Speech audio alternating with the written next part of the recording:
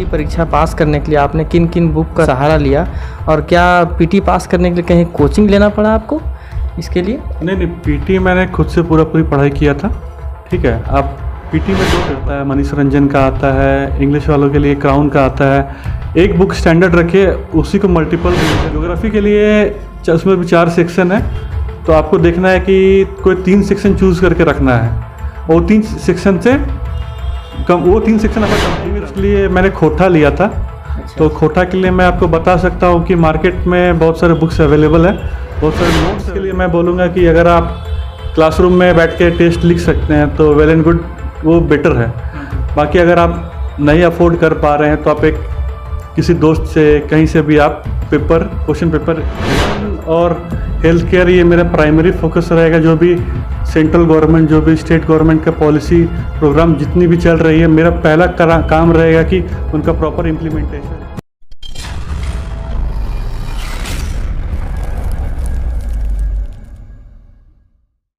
नमस्कार, आप देख रहे हैं खबर हिंद और मैं हूं आपका दोस्त उपेंद्र यादव।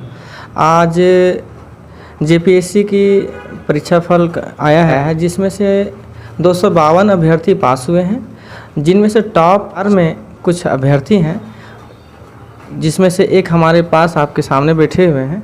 इनका नाम है अभिनव कुमार। आज हम इनसे आपको मिलवाएंगे और यह जानकारी दिलवाएंगे कि इनका क्या स्ट्रेटजी रहा और किस तरीके से कितने सोर्सेस रखते हुए पढ़ाई किए और अपने काम करते हुए भी किन परिस्थितियों में यह आज जेपीएससी की परीक्षा में उत्तीर्ण हुए हैं और चौथे स्थान पर आकर के और यह वीडियो का एक जो पद होता है उसको कायम किया है। तो नमस्कार और सबसे पहले आपको बधाई हो। Thank you sir, thank you so much. पहले आप नाम बताएं सर अपना। मेरा नाम अभिनव कुमार है। मैं दुमका जिला का रहने वाला हूँ और वर्तमान में सब इंस्पेक्टर की पोस्ट में दुमका में पोस्टेड हूँ, स्पेशल ब्रांच में। 2018 में पास? 2018 बैच वाला। आपके परिवार में कौन कौन है? मेरे परिवार में मेरी माँ है, मेरे पिताजी है, मेरे भाई बहन है, दोनों छोटे हैं, मैं सबसे बड़ा हूँ घर पे। सर सबसे पहले आप ये बताइए कि आपकी प्रारंभिक शिक्षा दीक्षा जो हुई सो कहाँ से हुई थी आपकी? मैंने 10th किया है दुमका के सेंट जोसेफ स्कूल से। उसके बाद ग्रेजुएशन करने के लिए मैं रामजस कॉलेज गया था, दिल्ली यूनिवर्सिटी, और फिर वहीं से मैंने पीजी किया था हिंदू कॉलेज से, स्टैटिस्टिक्स से ही। और पीटी की जो रणनीति रही, ये आपके पीटी परीक्षा पास करने के लिए आपने किन किन बुक का सहारा लिया और क्या पीटी पास करने के लिए कहीं कोचिंग लेना पड़ा आपको इसके लिए? नहीं, पीटी मैंने खुद से पूरी पढ़ाई किया था। ठीक है, अब पीटी में 2 पेपर है, एक करंट अफेयर्स और बाकी जो नॉर्मल कॉमन सब्जेक्ट आता है जैसे history, geography, polity, good governance हो गया, पब्लिक एडमिनिस्ट्रेशन हो गया, इकोनॉमिक्स हो गया, ये 100 नंबर का रहता है। इसमें 10 नंबर झारखंड का भी रहता है। उसके अलावा सेकंड पेपर जो रहता है उसमें झारखंड स्पेसिफिक है, 100 क्वेश्चन रहते हैं, तो कुल मिला के झारखंड 110 नंबर का हो गया। ठीक है, तो आप झारखंड पढ़ने के लिए आपको ज़्यादा फोकस झारखंड में करना है। अगर आप ये 110 क्वेश्चन में 80 क्वेश्चन सही कर लेते हैं तो आपके पास एडेड एडवांटेज है। इसके लिए मैं बस यही बोलना चाहूँगा कि एक स्टैंडर्ड बुक फॉलो कीजिए। झारखंड का बहुत सारा आता है, उड़ान का आता है, मनीष रंजन का आता है, इंग्लिश वालों के लिए क्राउन का आता है। एक बुक स्टैंडर्ड रखिए, उसी को मल्टीपल रिवीजन करना है। ठीक है, उसके बाद आप यूट्यूब में बहुत सारा आपको चैनल मिल जाएगा जिसमें मॉक क्वेश्चन चलते रहता है, तो आपको वो देखते रहना है, क्योंकि आपको बहुत सारा ऐसा क्वेश्चन मिलेगा जो आपको कोई बुक में नहीं मिलेगा, वो आपको यूट्यूब वाले प्रोवाइड करवा देंगे। आप वो देखते रहेंगे, आप बैक ऑफ द माइंड में वो कहीं ना कहीं आपको याद जरूर रहेगा। रहा बात पीटी का पहला पेपर के लिए, तो 90 क्वेश्चन में मेजरली हिस्ट्री के लिए आप एनसीईआरटी का बुक फॉलो कर सकते हैं, ज्योग्राफी के लिए एनसीईआरटी का बुक फॉलो कर सकते हैं, पॉलिटी लक्ष्मीकांत, पब्लिक एडमिनिस्ट्रेशन के लिए लक्ष्मीकांत के द्वारा एक बुक लिखा गया, उसका पहला जो चैप्टर है वो आप देख सकते हैं। बाकी इकोनॉमिक्स के लिए आप एक कोई स्टैंडर्ड बुक देख लीजिए जो आपको खुद से अच्छा लगता है, क्योंकि बहुत सारे मोटे मोटे बुक अवेलेबल है, आप वो देखिए जो आप पढ़ सकते हैं, उसको कंप्लीट कर सकते हैं पूरा टाइम फ्रेम में। सर इसमें करंट अफेयर का भी जो रोल होता है ज़्यादा होता है। आज की डेट में अगर बात किया जाए करंट अफेयर का, तो करंट अफेयर का हर एग्जामिनेशन में इसका रोल ज़्यादा आने लगा है। तो आप इसमें करंट अफेयर के लिए या कोई मैगजीन से मार्गदर्शित करेंगे या कोई ऐसा यूट्यूब चैनल है या कुछ, जैसे हमारा प्रचार करने कोई मकसद नहीं है कोई चैनल का, माफ़ी चाहता हूँ, लेकिन अगर जो बेहतर है उसे मैं बताने के लिए भी अग्रसित हूँ। और आने हमारे जो ग्रामीण क्षेत्र के खास करके जो अभ्यर्थी हैं उनके लिए मैं थोड़ा कौन सा चैनल बेहतर होगा ये हम आपको बताना चाह रहे हैं। सर वो चैनल बताइए। देखिए 10-10-20 क्वेश्चन होता है करंट अफेयर से। 10 क्वेश्चन झारखंड में रहेगा और 10 या 15 क्वेश्चन पेपर 1 में रहेगा। तो इसके लिए आपको ज़्यादा परेशान होने की ज़रूरत नहीं है। करंट अफेयर्स की बहुत ज़्यादा है, डेली करंट अफेयर्स पढ़ना है, ऐसा कुछ भी नहीं है। झारखंड के लिए एक एग्ज़ाम फाइटर्स एक बुक आई थी, ब्लू कलर की बुक आई थी करंट अफेयर्स के लिए। मेरे अनुसार वो सबसे बेहतर बुक थी, बेहतरीन बुक थी। बहुत कम एरर था उसमें। आप वो ले सकते हैं, अगर वो दोबारा से नया बुक लाते हैं, अगर आपको मार्केट में मिलता है तो आप बिल्कुल ले सकते हैं। उसके बाद पेपर 1 के लिए एडुटेरिया का बुक आता है, 6 मंथ्स का कंपाइलेशन आता है, तो आप वो देख सकते हैं। वो अच्छा है, उसमें प्रैक्टिस सेट भी है, एडुटेरिया का चैनल भी है। आप एक बार उस बुक को बना लीजिए, आप फिर चैनल एक बार चला करके देख लीजिए, फास्ट फॉरवर्ड करके आप देख सकते हैं, मतलब स्पीड बढ़ा करके 1.5x या 2 में देख सकते हैं। तो आपसे आपका रिवीजन भी हो जाएगा, कम टाइम में रिवीजन हो जाएगा। बाकी करंट अफेयर्स के लिए इतना परेशान नहीं होना है कि डेली हमको हर एक दिन का 10 मिनट का 15 मिनट का करंट अफेयर्स देना है, ऐसा कुछ ज़रूरत नहीं है। अब स्टैटिक पोर्शन पे ज़्यादा ध्यान दीजिए, वो ज़्यादा आपको बेटर मार्क्स दिलवाएगा। स्टैटिक पोर्शन देखना है। अच्छा सर, ये तो हो गया पीटी का, और हमको मेंस के बारे में थोड़ा बता दीजिए। मेंस का क्या क्या सोर्स था आपका? मेंस में बेसिकली 4 जीएस पेपर है और एक रीजनल लैंग्वेज है। तो रीजनल लैंग्वेज के लिए मैंने खोटा लिया था। अच्छा। तो खोटा के लिए मैं आपको बता सकता हूँ कि मार्केट में बहुत सारे बुक्स अवेलेबल है, बहुत सारे नोट्स अवेलेबल है। ठीक है, आप नोट्स अगर पता कीजिएगा तो 150-200 पेज का वो नोट्स आएगा। आप उसको अगर पढ़िएगा खुद से 2 बार 3 बार रीडिंग कर लीजिएगा, तो आप खुद उस 150-200 पेज के नोट्स को कंपाइल करके 50-60 पेज में लिख सकते हैं। वो 50-60 पेज जो आप नोट्स खुद से बनाइएगा वो आपके लिए रहेगा, वो आपका रिवीजन में बहुत ज़्यादा मदद करेगा। उसी को फिर रिवीजन करते उसको फिर बुक छोड़ देना, जो आप लिखेंगे आपको वो याद रहेगा कि मैंने क्या पढ़ा था, और आप जो नोट्स बनाएंगे वो आपके अनुसार होगा। क्या याद है, क्या याद रखना है, क्या लिख के रखना है, ये आपको सब पता रहेगा। तो ये बेटर स्ट्रेटजी है मेरा खोटा लैंग्वेज के लिए। उसके बाद जो 4 जीएस का मेंस जो पेपर आता है, पेपर 1 में हिस्ट्री और ज्योग्राफी है। तो हिस्ट्री में 4 पोर्शन है, जैसे एंशिएंट हो गया, मेडाइवल हो गया, मॉडर्न हो गया, झारखंड का हिस्ट्री हो गया। तो इन 4 में आपको 2 क्वेश्चन लिखना रहता है। तो आपको चूज करना है, इन 4 में से आप कोई 3 टॉपिक को चूज कर लीजिए। जैसे मैंने चूज किया था एंशिएंट, मेडाइवल और झारखंड। झारखंड मेरा बैकअप क्वेश्चन था कि अगर ये एंशिएंट मेडाइवल से नहीं बना सकता हूँ तो मैं झारखंड को देखूंगा। उसके बाद इन तीनों बुक के लिए आप एनसीईआरटी का बुक फॉलो कर सकते हैं। मोर देन स्टैंडर्ड है, मोर देन सफिशिएंट है वो। उसके बाद आप झारखंड की जो हिस्ट्री की किताब है उसके लिए आप जो भी आप मेंस के लिए जो मतलब जो प्री के लिए जो आप बुक पढ़ रहे थे, जो आप झारखंड का, चाहे वो मनीष रंजन हो, चाहे वो क्राउन का हो, चाहे वो लियोथोरा ऑफ झारखंड करके, आप कोई एक बुक में आपको सब चीज़ मिल जाएगा। हिस्ट्री ऑफ झारखंड के बारे में आपको अच्छा खासा डिटेल मिल जाएगा, उसमें कोई दिक्कत वाली बात नहीं है। ज्योग्राफी के लिए उसमें भी 4 सेक्शन है, तो आपको देखना है कि कोई 3 सेक्शन चूज करके रखना है। वो 3 सेक्शन से वो 3 सेक्शन आपका कंप्लीट रहना चाहिए। उसमें आपको 2 क्वेश्चन बनाने हैं, उसमें भी आप एक बैकअप रख सकते हैं इन केस अगर इन वर्स्ट सिचुएशन अगर हमको नहीं आता है तो हम तीसरा ऑप्शन की ओर जाएंगे। तो ज्योग्राफी के लिए एनसीईआरटी बुक सफिशिएंट है और झारखंड ज्योग्राफी के लिए वो किताब सफिशिएंट है, जो भी आप झारखंड के लिए बुक फॉलो करेंगे। रही बात सेकंड, सिर्फ रिवीजन करते जाना है। आप खुद से आप सिलेबस देखिए, ठीक है, आप अच्छे से सिलेबस देखिए, सिलेबस पढ़िए। आपको आप अगर एनसीईआरटी की किताब उठा रहे हैं तो उसमें भी आपको सिलेक्टेड टॉपिक पढ़ना है, पूरा एनसीईआरटी का बुक नहीं पढ़ना है। आप पूरा एनसीईआरटी का बुक पढ़ेंगे तो सिर्फ प्री के पर्पज से पढ़ेंगे। बाकी जो मेंस में जो सिलेक्टेड टॉपिक है उसको आप टिक करके रखेंगे कि हाँ ये मेरा मेंस का टॉपिक है, क्योंकि मेंस का टॉपिक से आपको उसमें ऑब्जेक्टिव क्वेश्चन भी आने वाला है।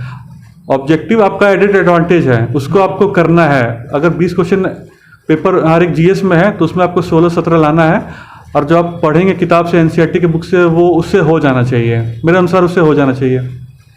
बाकी ज्योग्राफी की जो बात है तो आप उसके लिए मैंने बताया ये एनसीईआरटी आप देख सकते हैं। जीएस पेपर 2 है, इसमें पॉलिटी और पब्लिक एडमिनिस्ट्रेशन है, ठीक है। जैसे जो पैटर्न है उसको तो फॉलो नहीं किया है इस बार जेपीएससी ने। जैसे इसमें पैटर्न था कि 100 नंबर का क्वेश्चन आपका पॉलिटी से आएगा, 100 नंबर का पबैड से आएगा, लेकिन इस बार ऐसा नहीं था। इस बार कोई डिस्टिंक्शन नहीं था, एक ही साथ पॉलिटी का भी क्वेश्चन डाल दिया गया था और पबैड का भी क्वेश्चन डाल दिया गया था। मतलब आपको 8 में से 4 क्वेश्चन करना था। तो आप चाहते तो 4 का 4 पॉलिटी से भी कर सकते थे, 4 पबैड से भी कर सकते थे। और इस बार ऑब्जेक्टिव ज़्यादा आया नहीं था पबैड से, गिन के एक क्वेश्चन पबैड से ऑब्जेक्टिव था। तो पॉलिटी के लिए मेरा बुक तो लक्ष्मीकांत रहेगा, वो मोर देन इनफ है, मोर देन सफिशिएंट है। चाहे वो आप ऑब्जेक्टिव के लिए देखें, वो 20 क्वेश्चन जो ऑब्जेक्टिव के लिए आएगा, चाहे वो प्री का ऑब्जेक्टिव के लिए क्यों ना रहे, वो मोर देन सफिशिएंट है। पब्लिक एडमिनिस्ट्रेशन थोड़ा वास्ट हो जाता है, ठीक है।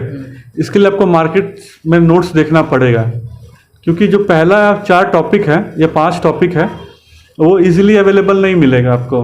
तो आप थोड़ा सा मार्केट में देखिए, कोई अगर आपके दोस्त है, कोई कहीं अगर कोचिंग कर रहे हैं तो आप उनसे संपर्क करके आप ले सकते हैं। बाकी का जो नीचे का जो टॉपिक है वो सब आप कर सकते हैं, वो सब आपको लक्ष्मीकांत में मोर देन इनफ आपको मिल जाएगा।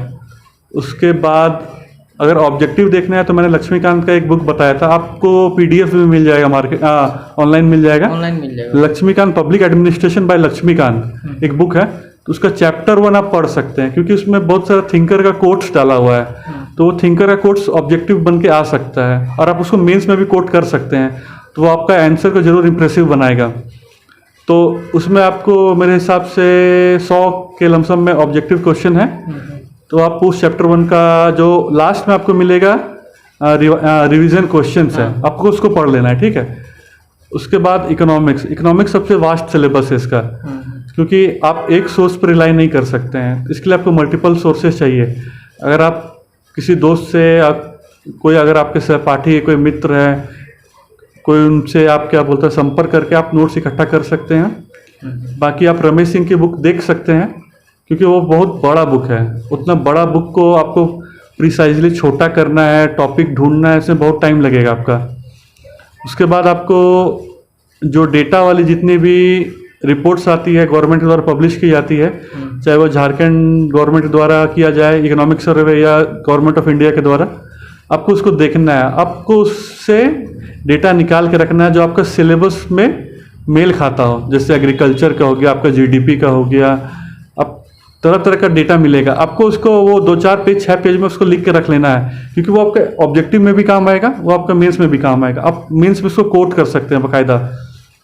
रही बात साइंस की, साइंस का भी सिलेबस बहुत वेरीड है, आपको इससे मल्टीपल सोर्सेज खोजने पड़ेंगे, ठीक है।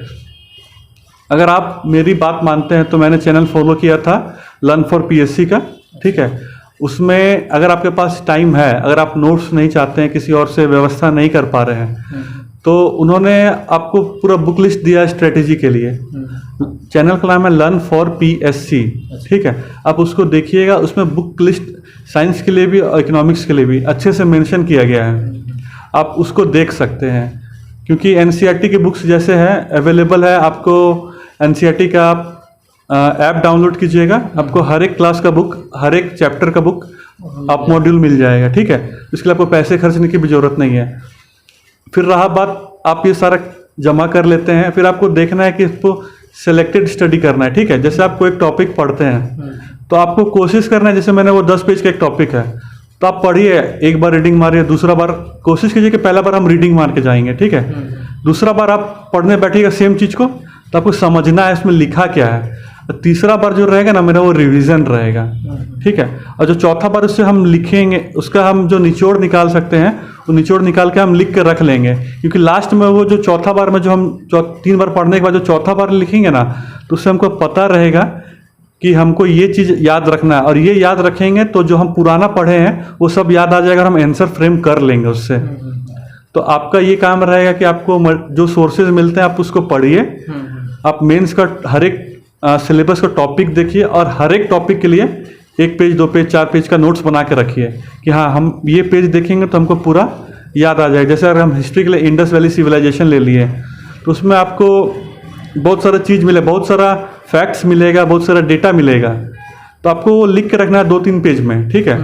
जैसे कि मोहनजोदारो में क्या मिला था या हड़प्पा में क्या क्या मिला था, क्या चीज़ के लिए कौन लोथल क्या चीज़ के लिए पॉपुलर था, ये सब आपको लिख के रखना है। ये लास्ट मिनट का अपना रिवीजन का की है। मेरा बस यही सजेशन रहेगा, जो आप फॉलो करते हैं उसको पढ़िए, मल्टीपल रिवीजन कीजिए। ज़्यादा सोर्स के पीछे नहीं पागल होना है कि अच्छा ये किताब छूट गया वो किताब छूट गया। जो है लिमिटेड सोर्स रखिए कि हाँ, और जो आप खुद से लिखेंगे अपना नोट्स बनाएंगे ना, आपको उसको रिवाइज करते रहना है, क्योंकि उससे आपका आंसर जो बनेगा, आप जो स्ट्रक्चरिंग करेंगे आंसर, उसमें आपको बहुत मदद मिलने वाला है। आप क्योंकि आपको वो खुद का नोट्स रहेगा, आपको पता रहेगा कि मुझे क्या याद करना, मुझे क्या याद है। जो याद है आपको उसको लिखने की जरूरत नहीं है, लेकिन जो याद नहीं है उसको आप लिखेंगे। अब फिर रिवाइज कीजिएगा उसको, तो आप दो तीन बार 4 बार रिवाइज कीजिएगा, तो उससे सब चीज़ हो जाएगा। और आप लास्ट में अगर मेंस के लिए जब एग्ज़ाम देने जाते हैं, तो 50-60 पेज 100 पेज का जो आप नोट्स बनाएंगे, वो आप रात भर में 1 से 20 के लिए रिवाइज कर सकते हैं। अच्छा, एक चीज़ हम और पूछना भूल गए कि जो खोटा का जो आपने बताया कि लैंग्वेज पेपर आपका खोटा ही रहा था, तो उसके लिए कौन सा बुक बेहतर हो सकता है या नोट्स कहाँ से अवेलेबल कराएं, क्योंकि आप वो भी बता दीजिए। नहीं, रांची में आपको नोट्स मिल जाएगा, जैसे कि फोटो स्टेट दुकान वगैरह में जाएंगे ना, तो आपको वो मिल जाएगा। आप मार्केट में, चूँकि होता है क्या ना, अभ्यर्थी मार्केट में आने के बाद जो है उनका मन जो है विचलित हो जाता है कि हम कौन सा बुक परचेज करें, कौन सा नोट्स हम ले लें, तो ये थोड़ा सा। नहीं, खोटा का आपको नोट्स मिल जाएगा। आप किसी से बात कीजिएगा ना, जो टीचर है यहाँ पे, किन्हीं का आप नाम जो भी जान रहे हैं, उनका नोट्स आप किसी भी फोटो स्टेट दुकान में ढूंढिएगा रांची में, तो आपको वो मिल जाएगा। चलिए ठीक है सर, ये तो रहा पीटी का और मेंस का, आपने जो उनके में सोर्सेस क्या क्या रहा। अब हमको ये चीज़ बताइए हमारे व्यूवर्स को कि जो मेंस का जो आपका मतलब जो सोर्स था ये तो आप बता दिए, लेकिन लिखने का उसका तरीका था, जो स्किल था, वो आप कहाँ से डेवलप किए, किस तरीके से लिखना चाहिए, ये थोड़ा आप बता दीजिए। देखिए, आपके पास पिछला नया पैटर्न में 2 जेपीएससी का पेपर है, छठा जेपीएससी 7वां जेपीएससी का पेपर है, ठीक है। मेरे अनुसार अगर आप करते हैं तो जैसे प्रीवियस ईयर का क्वेश्चन आप उठाइए, आप क्वेश्चन देखिए, पढ़िए, ठीक है। क्वेश्चन पढ़ें, जिस टॉपिक से है क्वेश्चन उस टॉपिक को आप पढ़िए। पहले क्वेश्चन देखिए, उसके बाद उस टॉपिक को पढ़िए, जहाँ पे आपको किताब में जो टॉपिक मिल जाएगा। जैसे इंडस वैली का कोई क्वेश्चन है, तो इंडस वैली सिविलाइजेशन को हम पढ़ेंगे, अच्छे से पढ़ेंगे, ठीक है। आपको फिर भी लग रहा है कि हम नहीं लिख पा रहे हैं आंसर, तो आप देख के लिखिए, ठीक है। आप देख के ही लिखिए, क्या दिक्कत है। उसके बाद ऐसे 10-20 क्वेश्चन कीजिए। 21वां क्वेश्चन में खुद आप किताब बंद कर लीजिएगा, आप फिर लिखने लग जाइएगा। ऐसे आप रिवीजन करते रहेंगे तो आप खुद ब खुद आंसर लिखने लग जाइएगा। आपके पास 100 से 150 क्वेश्चन है प्रीवियस 2 साल का जेपीएससी का, तो आपको इसको मेहनत करना है।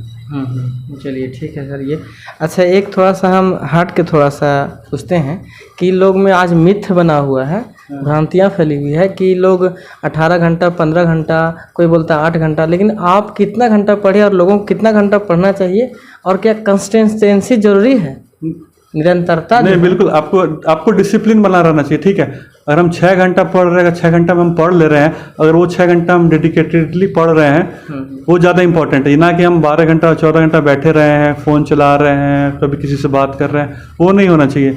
जैसे मैं जॉब कर रहा हूँ, मैं सुबह उठता था, रनिंग करता था, एक्सरसाइज करता था, पढ़ने बैठ जाता था। तो सुबह 6 का 10 का जो टाइम रहता है वो मेरा रहता है, उसमें मैं पढ़ूंगा, उसमें हमको किसी और चीज़ से कोई मतलब नहीं, बस वो पढ़ना है। दोपहर में ऑफिस जाना है, शाम में वापस आके पढ़ना है, 6 से 10, 7 से 10 जो पढ़ पाया, मतलब ये 7-8 घंटा मेरे पास है। ये 7-8 घंटा हमको किसी और चीज़ में वेस्ट नहीं करना है। बाकी आपके पास तो अगर आप वर्किंग प्रोफेशनल है तब तो आपको टाइम मैनेज करना है, लेकिन अगर आपके पास आप वर्किंग प्रोफेशनल नहीं है तो आप दिन भर में 8 से 10 घंटा डेफिनेटली दे सकते हैं, कभी भी दे सकते हैं। आप सुबह, अगर आप सुबह अच्छे से पढ़ सकते हैं, आप सुबह पढ़िए 4 घंटा 6 घंटे, आप दोपहर में 2 घंटा 4 घंटा दे सकते हैं, शाम में 2 घंटा दे सकते हैं। लेकिन अगर आप 8 घंटा 10 घंटा कंसिस्टेंटली पढ़ रहे हैं तो ईजी है, आपके लिए सब चीज़ ईजी है। आपको बस टाइम मैनेज करना है, आपको एक डिसिप्लिन बना के रखना है कि कौन सा टाइम हमको प्री के लिए देना है और कौन सा टाइम हम मेंस के लिए देना चाहते हैं, ठीक है।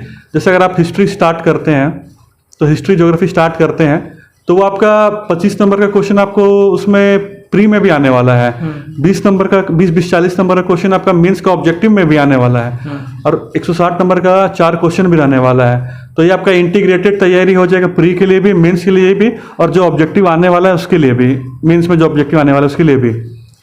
तो आपको उसके अनुसार टाइम बांध के रखना है। जैसे आज मैं हिस्ट्री ज्योग्राफी पढ़ रहा हूँ, सुबह पढ़ा एक पेपर 1 जीएस के लिए, तो शाम का टाइम मैं किसी और पेपर को साइंस के लिए दे दूंगा, या फिर किसी दिन क्या बोलता है रीजनल लैंग्वेज के लिए दे दूंगा। आपको अपने अनुसार मैनेज करना है कि आपको कौन सा पेपर में ज़्यादा मेहनत करना है, किस में कम मेहनत करना है।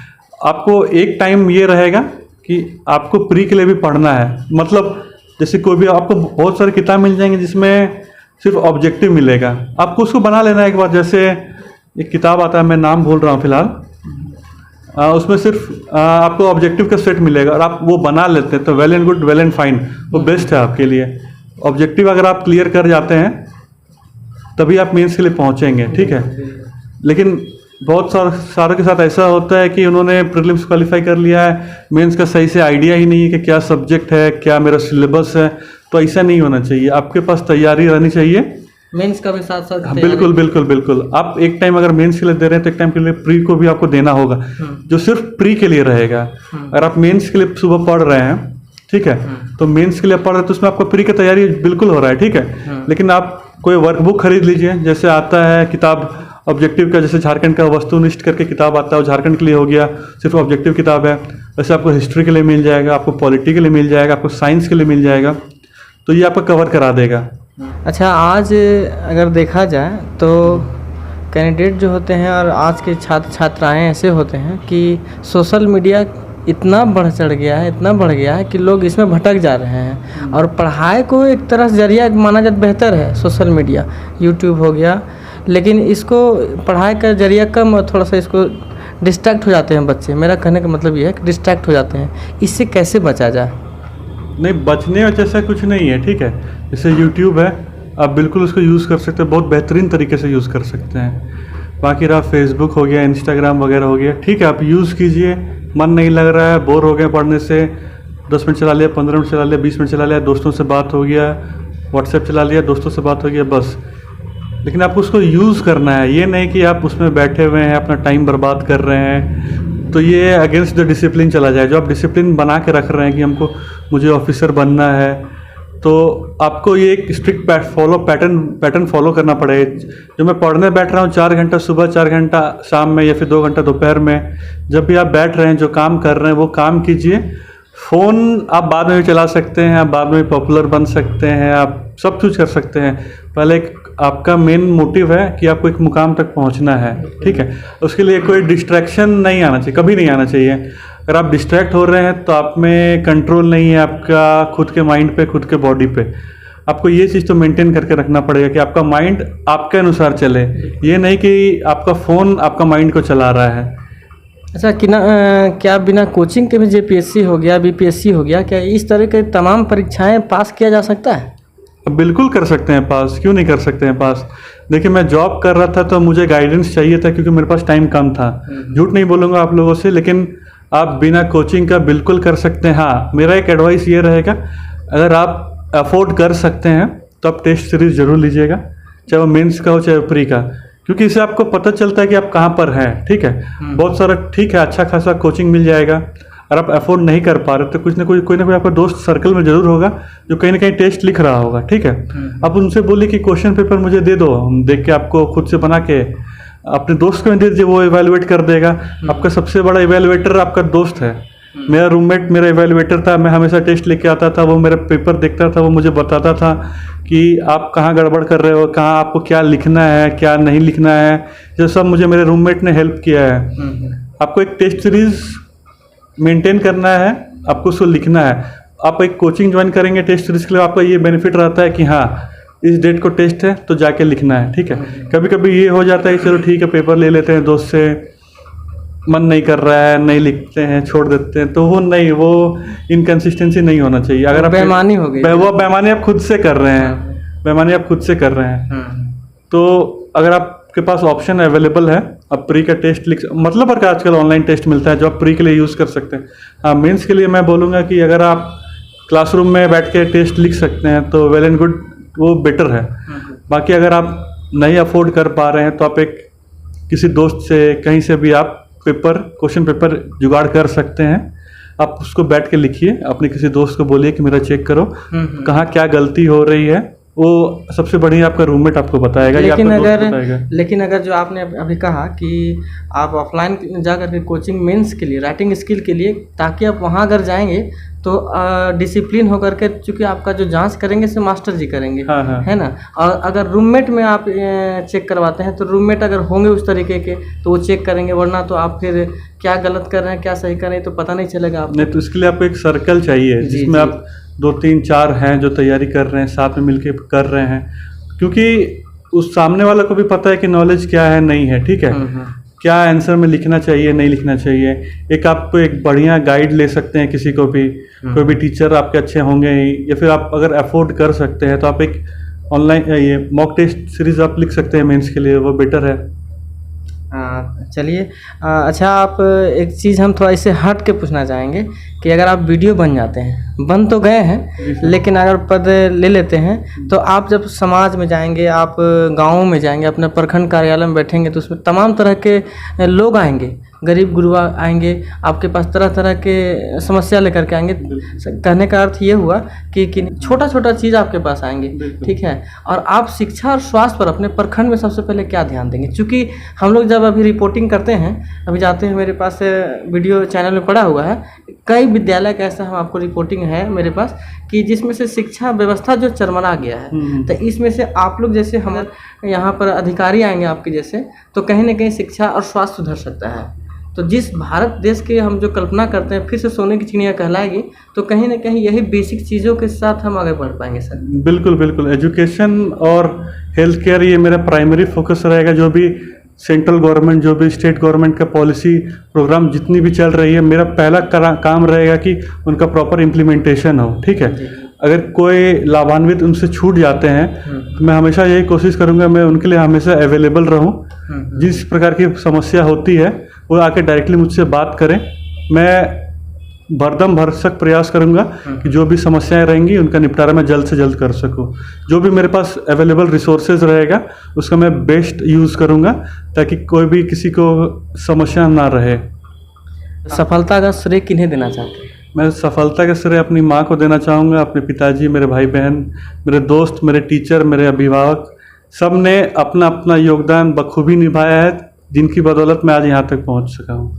चलिए, आप अंतिम में एक बात और कि आप हमारे जो व्यूअर्स देख रहे हैं, बहुत ऐसे हमारे चैनल में ऐसे विद्यार्थी भी हैं जुड़े हुए जो आपके ये इंटरव्यू के माध्यम से देख रहे हैं, तो उनके लिए आपका क्या संदेश होगा? 11वीं JPSC अभी आने वाली है, तो इसके लिए आप क्या संदेश देंगे उन लोगों को?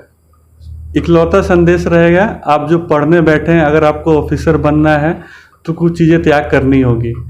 आपको वो डिसिप्लिन आपको अंदर से ही लाना होगा कि हाँ मुझे पढ़ना है तो पढ़ना है, और पढ़ के निकल जाना है, यहाँ से एक जॉब लेके निकल जाना है। तो उसके लिए आप जो अपना प्रक्रिया, अपना जो स्ट्रेटजी बनाएंगे वो सिर्फ आपके लिए ही काम करेगा। ये हमेशा आपको याद रखना है कि आप किसी और का वो गाइड कर सकता है, लेकिन जो अल्टीमेट जो आपका गाइडेंस रहेगा वो आप खुद ही रहेंगे, खुद का गाइड।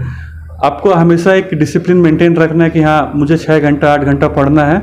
इन वर्स्ट केस किसी दिन आकर आप नहीं पढ़ पाते हैं तो चलिए, उसका मलाल भी नहीं होना चाहिए। नेक्स्ट दिन कोशिश करना है तो 2 घंटा 1 घंटा मैं ज़्यादा पढ़ सकूँ, ठीक है। लेकिन वो इनकन्सिस्टेंसी नहीं रहनी चाहिए कि आप 4 दिन पढ़े तो 3 दिन छूट गया है, फिर 7वां दिन 8वां दिन बैठने जा रहे हैं तो फिर पढ़ने का मन नहीं कर रहा। ये नहीं होना चाहिए। अगर आप 4 दिन पढ़े हैं तो 5वां दिन अगर आपको छूट जाए तो 6ठा दिन आपको वापस बैठना है और पढ़ना है। हाँ, किसी तरह की कोई समस्या आ जाती है तो वो अलग बात है, वो अनफॉर्चुनेट सर्कमस्टेंसेस हो सकते हैं, लेकिन आपका कंसिस्टेंसी आपको एक जगह दिलवाएगा JPSC में, ये मेरा मानना है। चलिए, बहुत बहुत शुभकामना फिर से आपको एक बार देते हैं सर कि आप आए और प्रशासनिक अधिकारी बनकर आए हैं, तो आप समाज में आपसे बहुत उम्मीद है कि आप बेहतर काम करिए। बहुत बहुत शुभकामनाएं। Thank you sir, thank you.